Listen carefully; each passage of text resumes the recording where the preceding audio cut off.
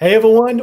Hello, everyone. Welcome to Mortgage Leadership Outlook special non-QM leaders panel. We really appreciate you joining us for this one. So, it was going back about a month ago.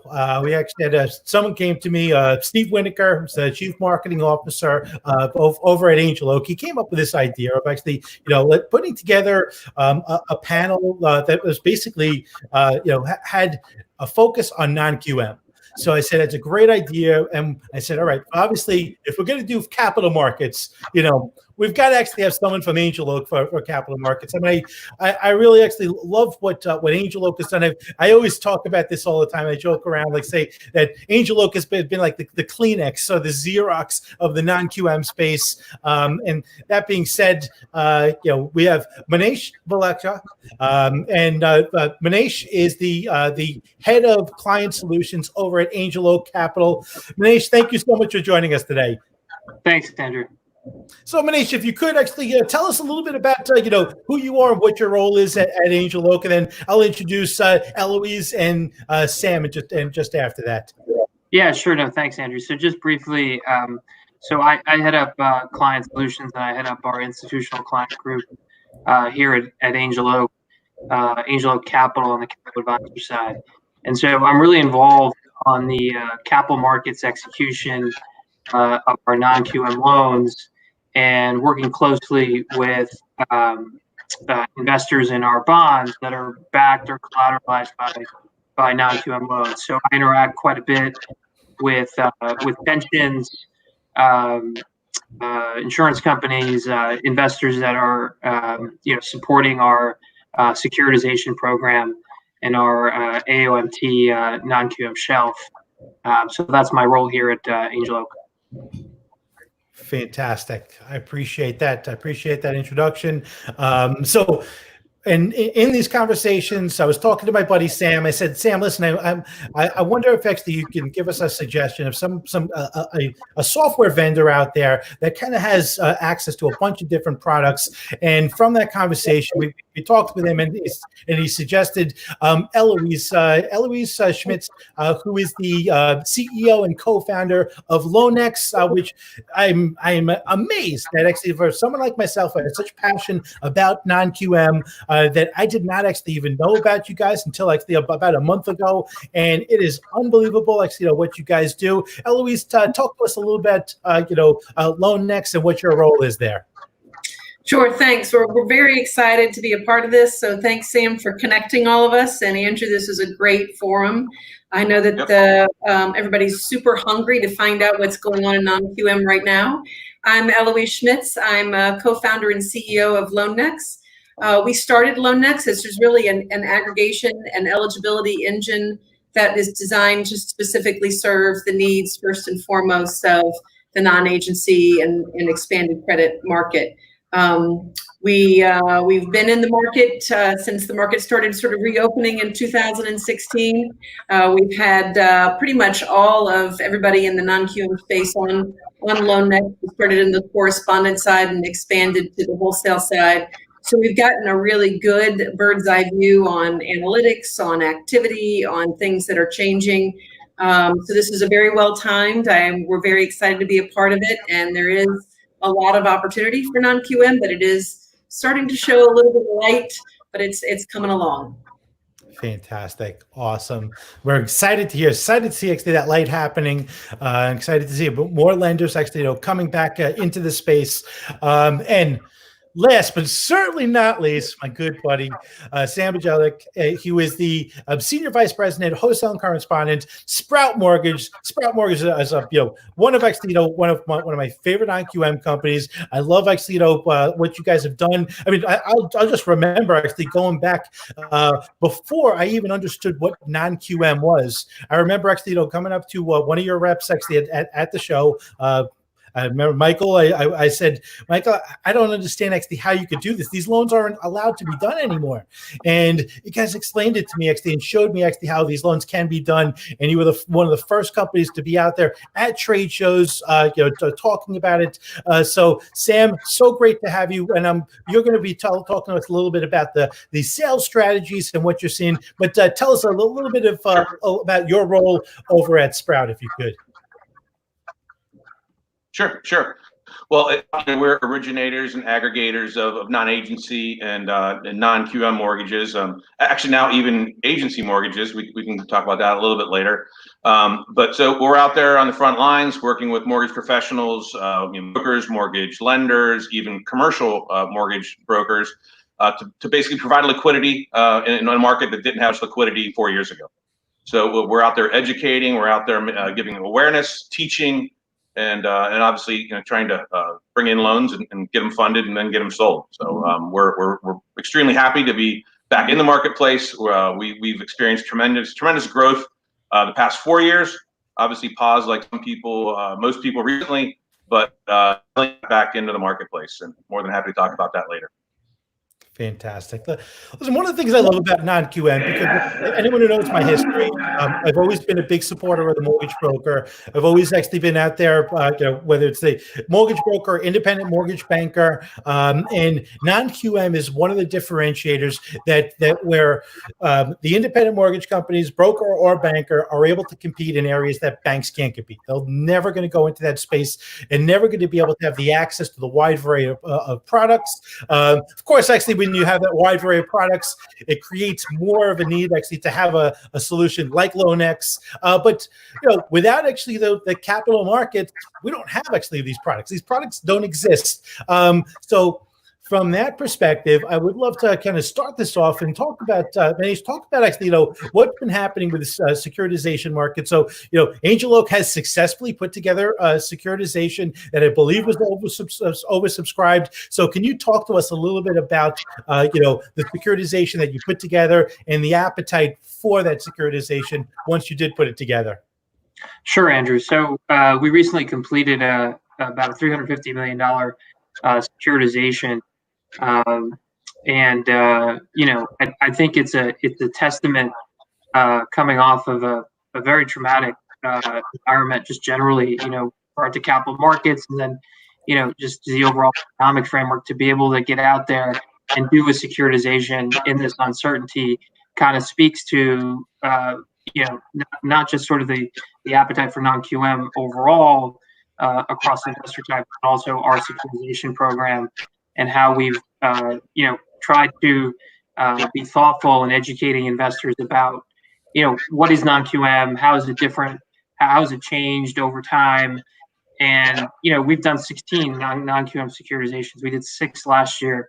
So having taken those steps, build an investor base and a deep investor base at that, globally, European pensions, insurance companies, in some cases regional banks, and certainly the hedge fund, the private equity community, and money managers.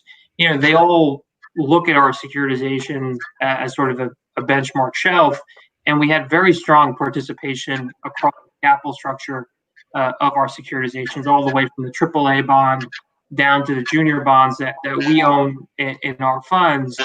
And so I think it's a testament to the education that, we've spent a lot of time over the past several years, talking about non-QM, how it's different, the underlying collateral, the quality of the underlying collateral, and then just having, relationship with all these investors that have confidence in the loans we've originated and the program itself. So we executed on this $350 million deal, oversubscribed, lots of good interest. Subsequent to our transaction, you've seen a number of deals come to market and have been met very, very positively, very constructive.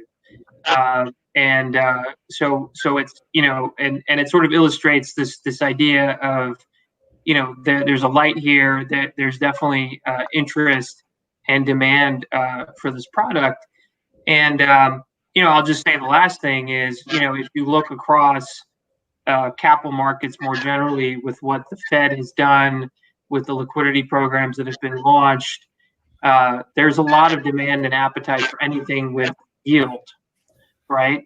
And so you had the Fed coming out yesterday talking about low rates or keeping rates low, for the foreseeable future. That's all very constructive. That's all very supportive for not just our origination platform and our securitization program, but just the sector overall. Well, that's great.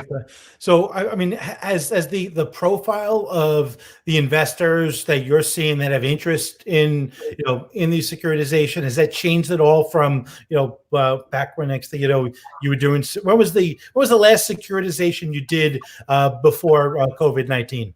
Yeah, sure. So we did our 2020-1 securitization earlier this year, pre-COVID in January. And that was an outstanding securitization. Obviously, just to answer your question, I mean, we really have not seen a change in that buyer base, and I think the buyer base has grown significantly. Last year we did 6 securitizations. The market, I think overall estimates last year maybe somewhere around 25 billion in securitizations. So at that point, you had a lot of folks sort of get interested in the product, get interested in buying the bonds, not just from our securitizations, but the sector generally. So once you've opened up that buying program, once you've spent the time and understood what non-QM is, and that in itself, was a big sort of positive to be able to issue securitizations. Not just our first deal, but obviously the second deal that was done in a very challenging environment. So the buyer base really hasn't changed all that much.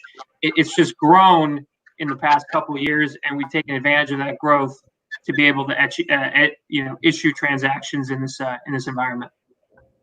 Fantastic. That's great to hear. Listen, so, and I'm going to come back. They got some other questions. And by the way, if anyone has any questions, if you're watching this, feel free to ask questions. And by the way, if I'm also curious, if you've ever done a non-QM loan, please just type in hashtag non-QM. So just if you could actually in the chat box, wherever you are, type hashtag non-QM. Just curious actually if anyone here is watching this, has done actually non-QM. So Eloise, let's going to switch over to you because I want to talk a little bit about, what did actually, LoanNEX look like. So let's say in January when things actually were going great, actually, lots of interest, lots of actually people finally getting to understand how to market the product. I mean, let's just call a spade, between actually the resources and the talent behind companies like Sprout and Angel Oak, there was just an abundance of education to help originators to understand how to use non-QM. So talk to us in January, what did it look like? How many lenders did you have on the system? So we had about 15, I think, investor buy-side lenders on the platform. We had focused for several years on the correspondent side and had just recently launched the wholesale side. So the majority of our investors were working through the correspondent channel. We had about 400 enterprise mortgage companies that were also registered on the system, which equaled about 4,000 users. And the activity rates we were probably seeing somewhere around 4,000 plus in loan scenarios being run every month. That shrank dramatically in the second half of March and then into April. Currently, we have only 4 buy-side investors that are live on the platform and 5 additional that are coming on, actually 6 additional that are coming on in the next couple of weeks. So it's starting to come back. But when you were talking about that securitization market, liquidity in general is going to impact both, the correspondent market as well as the investors that are coming back. So if they have liquidity in the market, then the investors can come back, but they need the originators on the correspondent side will need those warehouse lines. If the warehouse lines aren't there, they're going to have a hard time coming back. So it's a lot of shifting around. People are feeling like a lot of the origination side is feeling like they're happy to come back on a wholesale basis, and they're very comfortable. So we're pushing further and further into the wholesale side of the market. A lot of it is also about confidence and access into programs, and knowing that if you're going to work your borrower through one of these programs, you don't want to be wrong, and you don't want to be getting them too far in the process. And so it's a lot of where we help facilitate is right inside there. But it has definitely changed. But I think for an interim basis, it has changed. That's great. That's good to hear. Listen, good to hear change is happening. So Sam, I want to actually talk about, because we were doing really good. We actually, I know one of the biggest obstacles, it seemed, was educating originators so they understood actually how the non-QM product worked. So they understand that this is the furthest thing from a subprime that they might have remembered. So how much progress do you think actually we made as an industry, in companies like you, with the resources that you guys put out, to help originators? How much progress do you feel that we made in educating originators so they can offer these products to actually their borrowers and to their referral partners? Well, I think if you look back, the best look back's about 3 years. So if you look at 17, 18, and 19, we've got a pretty decent track record. We've got we've got some, a lot of securitization deals that were done, a lot of loans on the books, and it's evolved for sure. So we've seen a lot more technology come in, like Eloise's company, other companies out there that provide even automated underwriting for non-QM loans, and different ways that you can train people, right? So there's a good opportunity there. Lots of different things like loan sizers. A lot of companies, Bjelac and ourselves, that have put in income analysis desks, so we can basically pre-qualify the loan officer's income prior to submitting the loan, to make sure that we're not just throwing things against the wall to see if they'll stick. And we really made some great progress. I mean, we came into 2020. If you look at the beginning of Q1, I think Angel Oak and Manish, correct me if I'm wrong, you guys were at 3.2 or 3.3 billion. We were a few ticks under 3 billion. Then fast forward 90 days, and we're all looking for toilet paper, right? So April was not on. Come back 3 months later, here we are, and basically starting, just finishing Q2, starting Q3. We've got life, we've got sparks, we've got people re-engaging, and it's a little sticker shock right now. We're kind of paused on it for a couple months. The loan product we brought back in, less leverage, a little higher interest rates, so there's some sticker shock there. So it's getting people re-engaged again. The good thing is we don't have 3 years to do it. We've already educated them 3 years, so I think it'll come back a lot quicker than think. I think in beginning of Q4, if it's October 1st, the market looks a little different. I think you'll see interest rates drop, 50 to 100 basis points, if not more. You might see some more leverage come back in. There's still the uncertainty of COVID out there, but I think we're all optimistic that we've done a lot over the last 3 years to get us where we are today. Yeah. That's great. So again, David Perry just asked, when we're going to be coming back with reasonable rates, and it's a tough thing to really actually predict that. But and I'm actually curious about this, and this is not necessarily directed at Sprout, but I mean, I'm sure actually you understand actually there's so many lenders had to take a pause, and an abrupt pause, and unfortunately, many lenders, it wasn't just a pause; it was a stop button. Fortunately, there were some great lenders actually that were able to just hit pause. So Joanne just wrote this. She said, "Any news on loans that were approved to purchase never got funded?" So, if like in cases of most lenders, I don't know if you could actually speak about what happens. I would assume actually they have to go through re-underwriting. They got to go through their entire process, because the products that started don't exist anymore. Sam, I think that you probably would be best to know actually what's going on out there. Yeah, sure. Yeah, sure. So like I said, we just launched our wholesale group products again about 2.5 weeks ago. We hope to launch Correspondent offering here shortly, and I think that might give us the opportunity to purchase some of those loans that were closed under the programs that were no longer there. I guess the fortunate thing is we're still here to try to purchase those loans. Some of the other companies that were aggregating those loans aren't here anymore. Some won't come back, right? So some will maybe after a recapitalization or whatever it might be. So we hope to in the future work with our counterparties to be able to work those loans out. It's just it's an unfortunate thing to happen. There's not a COVID pandemic mortgage handbook that we had to consult, but we're like I said, constantly optimistic that we'll be able to come back here shortly to buy those loans. But by the way, there is pop quote number 2. So the first one actually was obviously the toilet paper, that reference, and the COVID-19 handbook for mortgage banking. That's pop quote number 2. And something, and I'm curious. But Andrew, Andrew, in all seriousness, we want to be able to provide liquidity, and like I said, we've been 2.5 weeks doing on the wholesale side. And we hope shortly to be able to offer to buy closed loans. We don't have a trading desk to do that, but we hopefully will be able to fit them into the conduit that we'll have here in the future. That's fantastic. That's great. So, and I think actually, Cindy's asking a kind of a generic question about, how do you compare with other non-QM companies? And first off, I mean, we have actually the 2 leaders. I mean, we like as Sam just said, we have number 1 and number 2, and both actually are companies that are just robust. Have always been robust with product. Have always been the leaders in the space.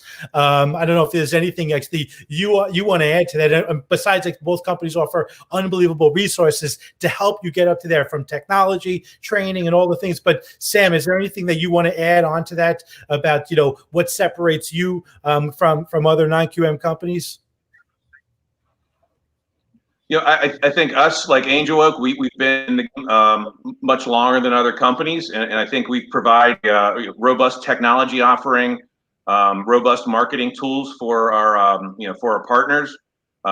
Training tools, and I think that's very important. What we've seen over the last, say, 24 months is you've seen almost a commoditization of it, or it's somewhat homogenous compared to where it was maybe 3 and 4 years ago. The products are similar, but I guess the whole idea is what's out there technology wise, right? So you can provide as much as you can content wise and program wise, but what's making it easy for originator to get these loans closed? So, and I think that's what we were starting to get into in 19 and even to 20, and speak to Eloise's company, and again, some other companies that provide product and pricing engines and automated underwriting and things like that, where you're trying to make the user experience of the originator similar to what the DU and LP experience is, right? So everybody thinks non-QM is a longest manual process. Bjelac and a few other companies have worked really hard to make it easier, and that's really going to be the focus, I think, going forward once we get through 2020 and beyond. And that was always the one big pushback that I got from a lot of originators, is that they felt that there wasn't a predictable process originally. I mean, let's call this, but I mean, there's no question about it. These 2 companies that we have on here were able to put together the technology, to be able to make it more of a predictable process, and to make it something actually where you knew actually going into it, using quick qualifier tools, what this thing looked like, and also as far as timeline on how long actually it would take to get these loans closed. But actually, we got a question here from Jacob coming in from Facebook. What is the most trending, if the best term, hottest product? I think I might be saying that wrong, but could you talk about the hot products? What's the hot products now with what we have left with the products that you've relaunched? Sam, and maybe you could speak a little bit about that from your side, Manish.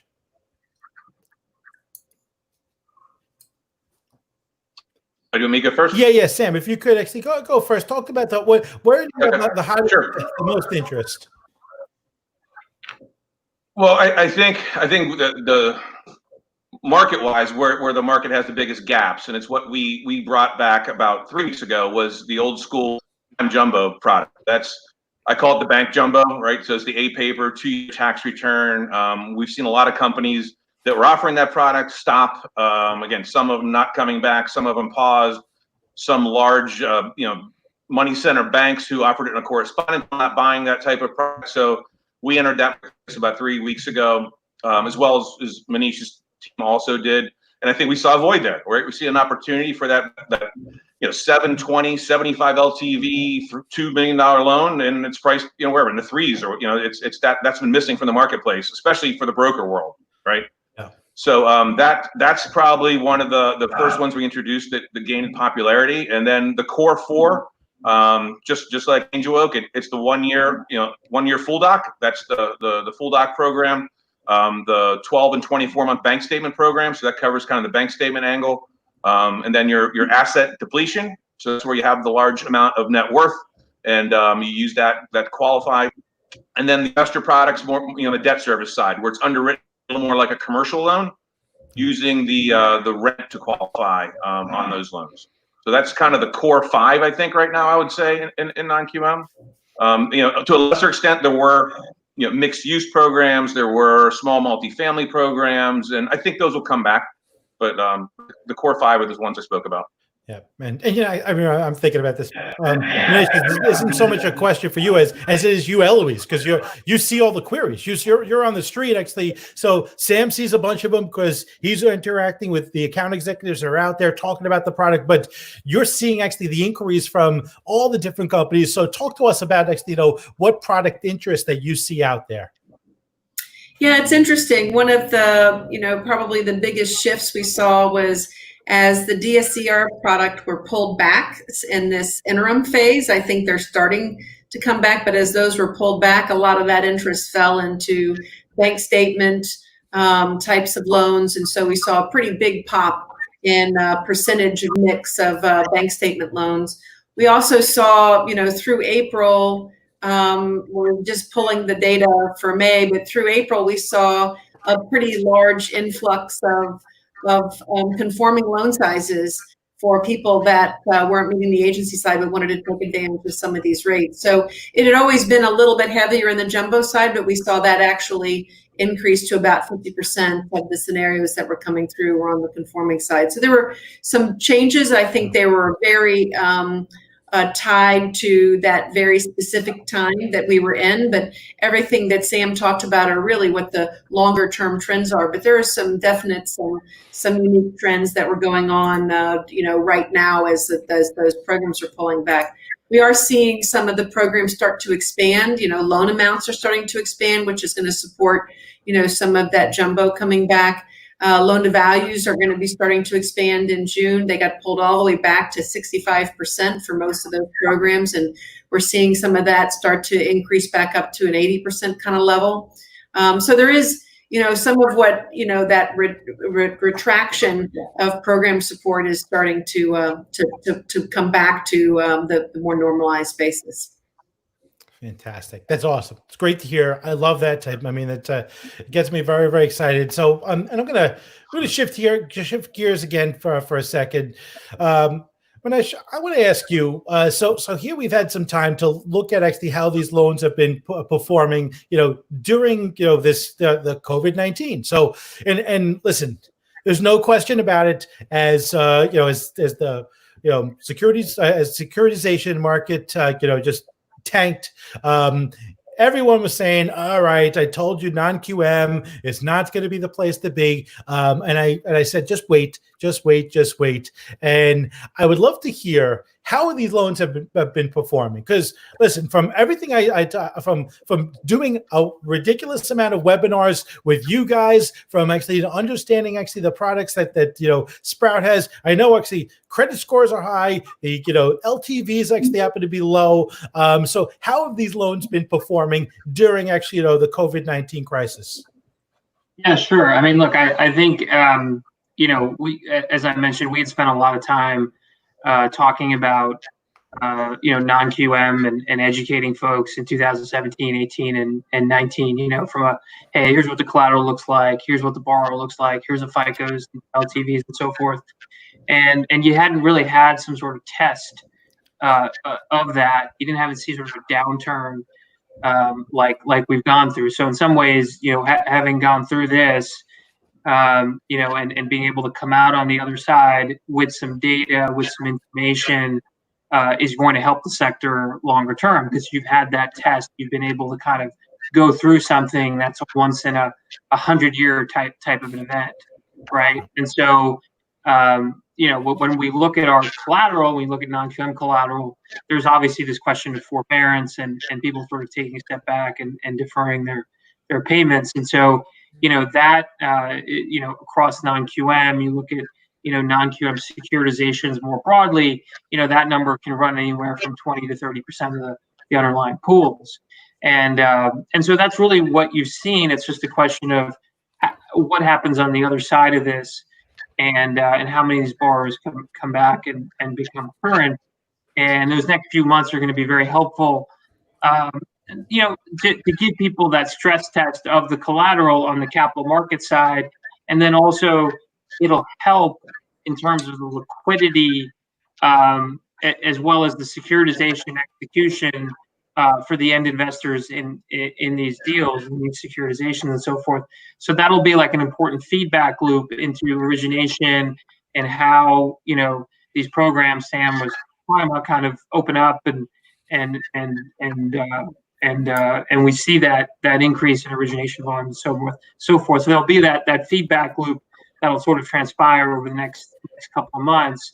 But it's a really question around forbearance and borrowers coming back and curing.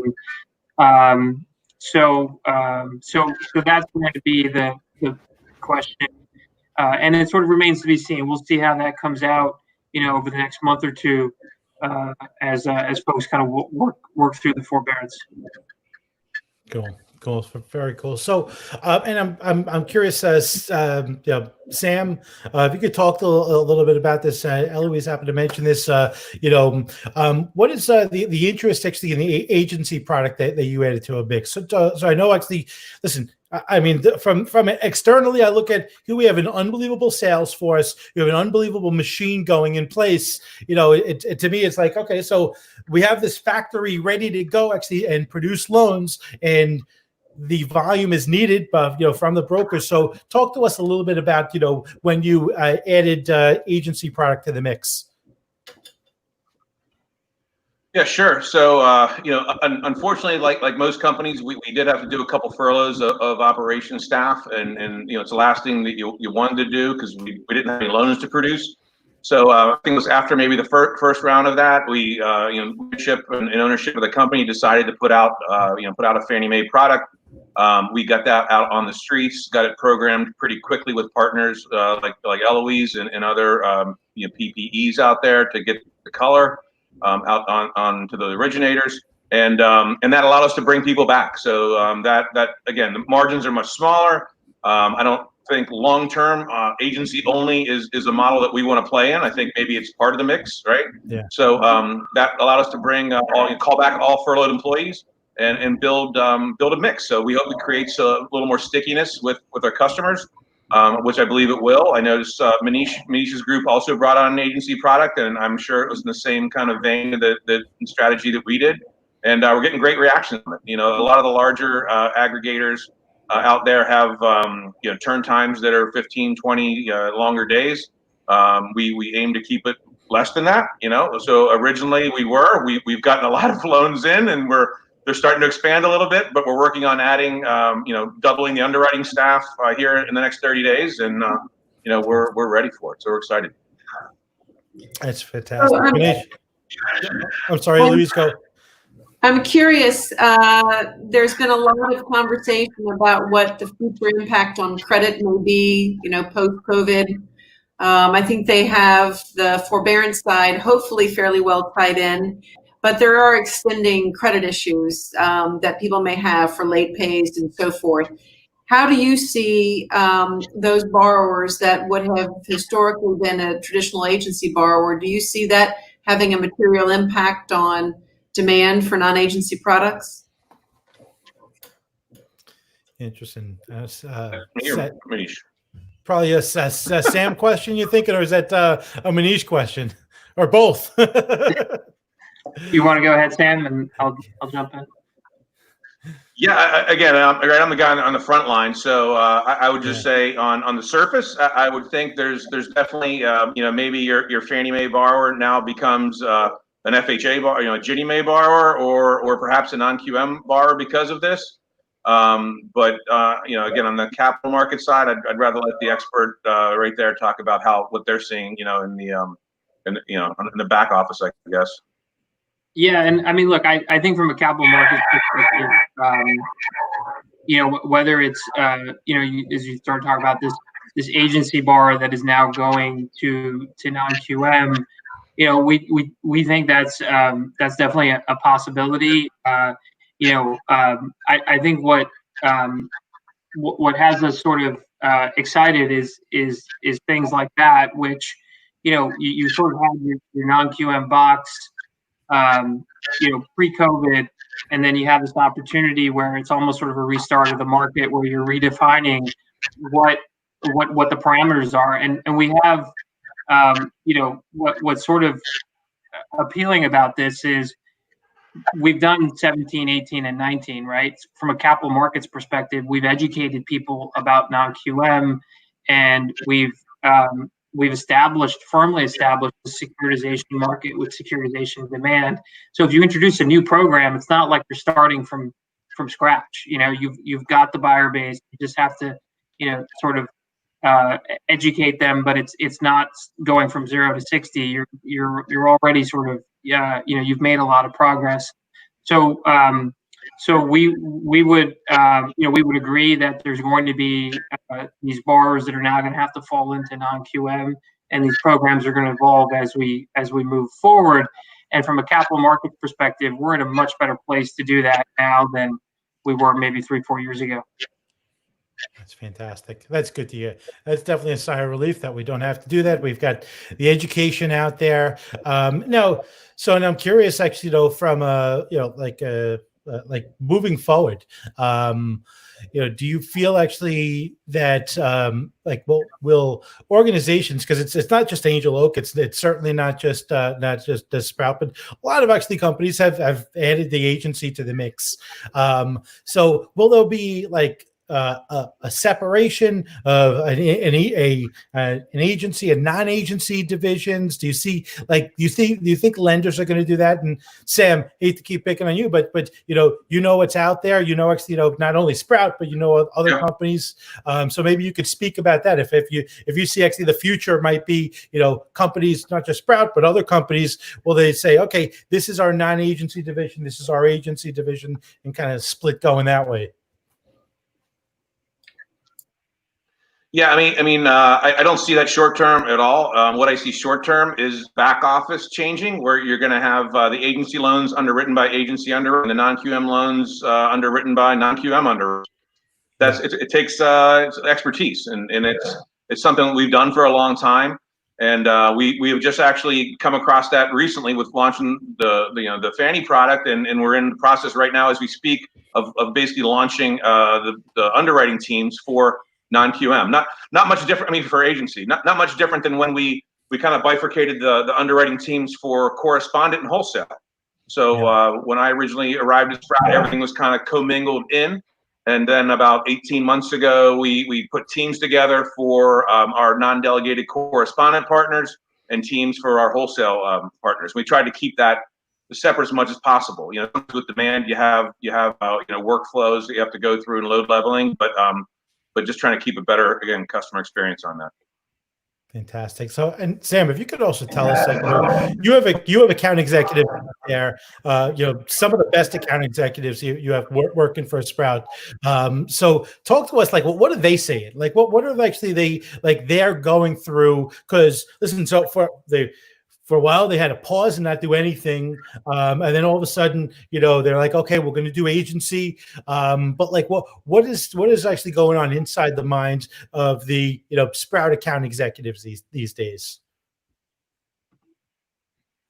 I think, first of all, it was tough, right? It was tough for everybody in the country to go through this, and people that basically, eat what they kill, right? AEs, there's not AEs making, they're pretty much 100% commission.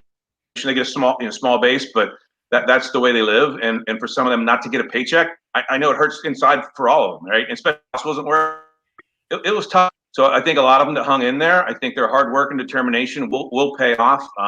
What they're seeing right now is, again, the ones that were good at non-QM are getting non-QM loans back from those brokers, which is good. The challenges, again, stick shock of the rates, a little less leverage, but there's pent up demand, So what happened, I think, and Manish, feel free to jump in. 2-3 years ago, we had a lot of people that wanted to invest in non-QM. There's a lot of liquidity, and then there wasn't much demand for it because the originators didn't know about it. Now, fast forward 3 years, we've got all these originators that want to place the loans. In the last 2 months, we didn't have any liquidity. So I think we're almost ready to have the high demand and high liquidity. And I think we're, like I said, we're ready to launch here, I think, in the second half of 2020. Fantastic. Well, I know Steve Smith is surely pumped, as you can see down there. Very cool. Yeah. I mean, Manish, I don't know if you could actually add any kind of commentary on that. No, I mean, I can just tell you from our seat at Angel Oak, we obviously have an integrated platform from origination all the way through the capital market execution side of things. And, we talk to our investors on a consistent basis. And, we can tell you that there is demand on the capital market side for this product. And like I said, I mean, having gone through a stress test like this only creates more demand on the other side because people have data that they can point to and have the experience of having gone through an event like this. So I would just sort of echo those thoughts and reinforce that we do definitely see the demand on the securitization side from the pensions and the banks and the insurance companies and the end investors on the bonds that are backed by these loans. Fantastic. And if I could say one more thing. So am I allowed? Yeah, please go. So the characterization of these loans, just for listeners that aren't aware, Manish, feel free to jump in. I'm sure it's a similar look for you guys. You're talking a pool of loans, about 70% loan to value, with a credit score probably in the 715 to 720 range, with documented reserves of probably 12 or more months, right? I mean, I think that's pretty close to maybe where you guys are at. And, compare that to maybe a government loan that's 96.5%, LTV with 1 month reserves and, a 600 credit score. I mean, the underlying asset, right? There's skin in the game in these loans, is what I'm trying to say. Yeah. Yeah. And I think you're right, Sam. I mean, I think it's also this question of relative value, right? Where from a capital markets perspective, you're looking at these mortgages with the LTVs and the FICOs, and you're saying, wow, this is a certain type of credit quality. Where else can I invest? And on a relative value basis, it stacks up really favorably relative to, corporate debt or other areas, other asset classes that, from an allocator investor standpoint, where can you invest to get yield in a zero yield environment today? So that all is very positive. That's great. I have to say, I've loved hearing the conversation about what the investors are looking for and why they're interested. And you have to be able to say, too, on that origination side, a lot of the originators have been slammed with all the agency demand and the people trying to get loans refinanced at as low a rate as possible. But what we constantly are reminded by, and we're talking to all of the sell side clients, the originators that we've been in contact with, is the demand by the borrowers hasn't changed. There's just as many borrowers that need a broader base of products before as they do now. They've just sort of been put on the back burner as a lot of the originators have been working through that sort of more standard types of products, and as the non-QM products got pulled back a bit. So it's actually really exciting when you think about what's going to be coming. So now that the liquidity from the capital markets is there, the programs are starting to return, the demand is there from borrowers, and now there's it's just continuing to make it as easy as we can to help connect that borrower to the right program. So there is a lot of pent up demand that we're seeing, and really excited that you guys are getting the liquidity to expand these programs. So I always said, which leads me to another question. I'm curious about this because I know one of the things that you do for your lender clients on the buy side is you provide them analytics and say, all right, listen, if you're these are things that are coming up, actually no hits, or these are areas where there's opportunities. So can you talk about actually what products actually do you see actually the most demand for that are unmet? Like, where are you seeing actually people entering queries where those needs are not met? Where are the biggest gaps right now? Well, I'd say in there that's a little easier and harder at the same time to answer before COVID. I mean, right now there's a big swath of demand that's not there for a lot of the reasons that we've all been talking through, but it's starting to come back. But that jumbo product for that self-employed borrower and trying to fit that product, that borrower into the right product that as efficiently as they can, and matching, the reserves, the more reserves they have, the more optionality that they're going to have into the different grades of products. And that's really the sweet spot. These are not, poor credit performers. I think when you guys talked about, these are borrowers that have the ability to show reserves. They have alternative income, and that tends to be a big portion of what drives these loans. And then, otherwise there's a lot of millennials that are getting into homes. They've got they've got a lot of student debt. They've got things they've got to work around pushing their DTI limits. So a lot of those things are just trying to get really good borrowers into programs. And they never, there's not really always a consistent piece to this, but it is that jumbo product, high DTI, higher leverage, but they've got reserves and they've got, a good credit history. And I have to always say that investment product, doing that DSCR, the commercial underwriting, so to speak, for investment products was growing very, very quickly as people were becoming more comfortable getting into those programs. That was certainly growing very quickly. Fantastic.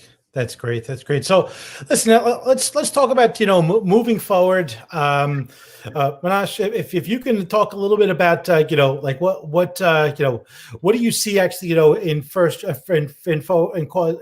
in terms of future transactions? Do you see actually do you have future securitizations lined up? Yeah, I mean, look, I think we're definitely going to be a consistent issuer and have been a consistent issuer of securitizations. Like I said, we did 6 last year. We've done 16 now since we started, and so we've made it a point to become a consistent issuer in the market. That helps us hold liquidity thing that we're dealing with, where people know, okay, here's another Angel Oak securitization. Again, I've already opened up my buying program for these securitizations, and I've got an allocation of capital that I've set aside to invest in these deals, and so you've kind of gotten to that point. So we expect to be a consistent issuer coming into the market, and and our investors expect so we do regular calls with our end investors, educating about our programs. Hey, these are some new loan programs that we're thinking about. You may be seeing these in our securitizations, so don't be surprised if you're going to see a new loan program in there, and that helps with the execution and the liquidity. So there's no surprises at the end of the day. Everybody knows what they're investing in. So are we going to go back to levels overall in the market where securitization was last year? Like I said, maybe it was 25 to 30 billion. We came into this year overall sector, we were expecting maybe a doubling of that, maybe 50 billion in securitizations in 2020. We're probably obviously not going to get there, but maybe we get to something like 8 to 10 billion this year overall from a market perspective, and then grow from there. Yeah, I mean, we definitely plan on being in the market, and it's not just us, by the way. You're seeing securitizations happen from other issuers as well, which is it's just better for everyone and helps the overall picture. What's the biggest one that you've seen so far since COVID-19 hit? Yeah, I mean, look, we've seen securitizations anywhere from, say, some of the bigger deals have been anywhere from, say, 3 to to 400 or 500 million, kind of, generally speaking, in the 300 to 400 million range. Yeah. And we expect to do larger deals, and it's a little bit of you sort of want to test the market, kind of want to see what receptivity is, and that's kind of the approach we took the first time around. And as I alluded to, not just our execution, but execution from other issuers has really provided the market with a lot of confidence to be able to do larger deals going forward and issue more securitizations. Fantastic, wonderful.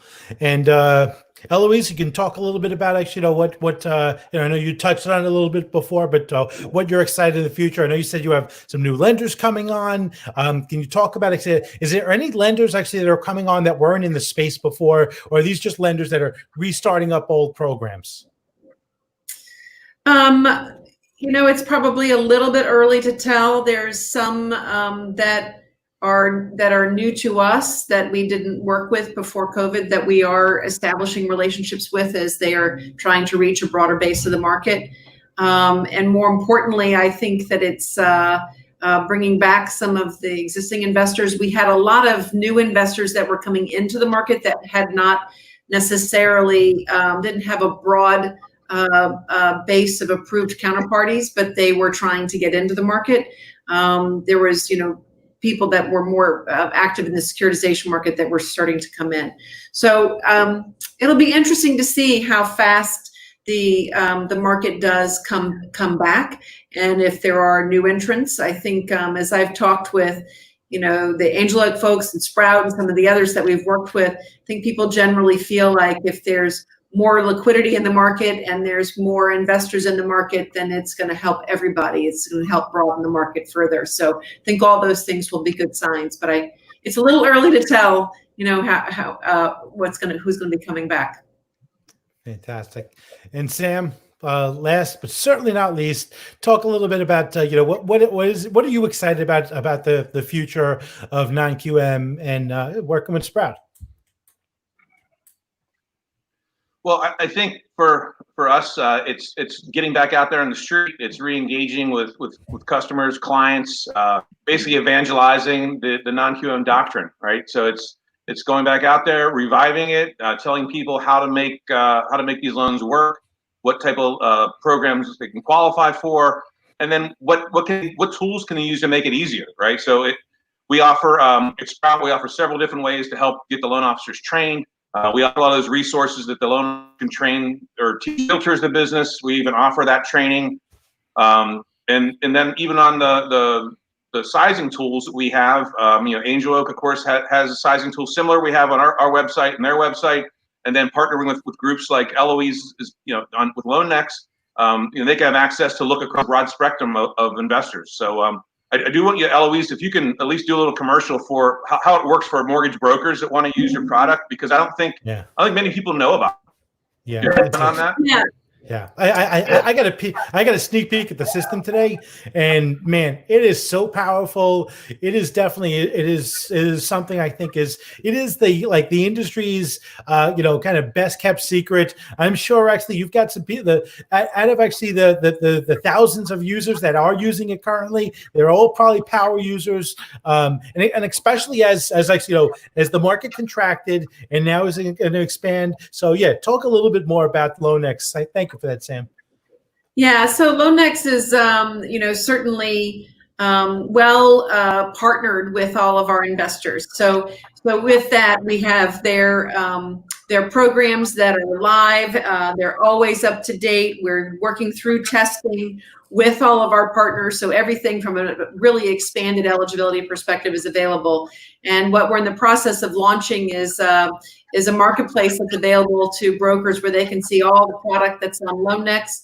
And if they're not approved with that certain lender, then we can connect you directly. So there's a lot more ability to collaborate and share, to directly download a PDF of of that loan request, send it to your AE, work a little bit more with you, and it makes it very easy as you may be working in a part of a loan program that you're not confident in to reach out and to collaborate back and forth. But we've worked hard and listened very carefully to what originators need to make sure we are putting together a very dynamic and responsive platform that is really guiding each and every one of our users through that process. Whether they're starting with a foreign national or they're starting with somebody with a bank statement loan, it becomes relevant to what they're doing. So it's pretty simple. The feedback we get is we don't need a lot of training, any more training than you need to go on an Amazon and figure out how to buy some socks. The UI is very straightforward, so it makes it a lot easier for people to connect and also to connect back with their AEs. So they're not just in our environment, but it makes it so that we're connecting them back with who they're trying to work with. Yeah, wonderful, wonderful, great. So, listen, someone wants to get signed up, whether they're on the buy side as a lender or on the sell side as an originator. Where do they go? Just go to www.LoanNEX.com and it'll lead you right to us. And that's LoanNEX, right? Exactly. Two N's, right? Two N's. Yes. Thank you. Fantastic. And Sam, if people are they're not signed up with Sprout, please tell us where are they going to go to sign up for Sprout? Yeah, on our website, sprouthwholesale.com. You can also email info@sproutmortgage.com. You can email me at sam.bjelac. I think you see my name there. It's spelled a little funny, but that's really how it is. You can hit me on LinkedIn. More than happy to connect with you. We can put you in touch with an account executive and get you trained. Fantastic. And Manish, I angeloakms.com, right? Yep, that's right. That's right. Fantastic. I've said it way too many times and way too many webinars. So fantastic. Listen, this right here is the winning tool that you need to be able to, capture the emerging, again, back to emerging non-QM marketplace between the tools that Angel Oak has and Sprout has. You're going to be able to bring that level of predictability into the business. And by the way, there's a host of other great companies out there. I definitely don't want to leave out, some of our other clients, but I'm really, really appreciative of both Sam to take the time out of his day to kind of help us put this together, not only just take your time, but also connect us to Eloise. And Manish, it was great actually to meet you and have you actually become a part of this. I know actually this is something that usually we don't actually go to the capital markets person to say, hey, come on, speak live on Facebook, because it just doesn't normally happen. But unprecedented situations call for unprecedented solutions. So thank you guys all so much for taking the time out of your day to join us. Thank you. Thank you. All right, everyone. Thank you. Thank you for joining us for another Mortgage Leadership Outlook. It is time to get back into non-QM. Non-QM is definitely back. We're very, very excited to have you guys a part of us. We have, if you want to connect with these and other great lenders, we've got the Originator Connect coming up in August in Vegas. We are going to be back at Caesars. We're so excited. A lot of demand for it. We're wondering actually how it was going to be perceived, but people are excited for it. Got lots of safety measures in place to make sure that you're going to be able to enjoy it and not have to worry about anything. So make sure you sign up for Originator Connect so you can connect with amazing non-QM net lenders like this. And thank you for everyone. Stay safe and have a great day. Thank you. Thank you.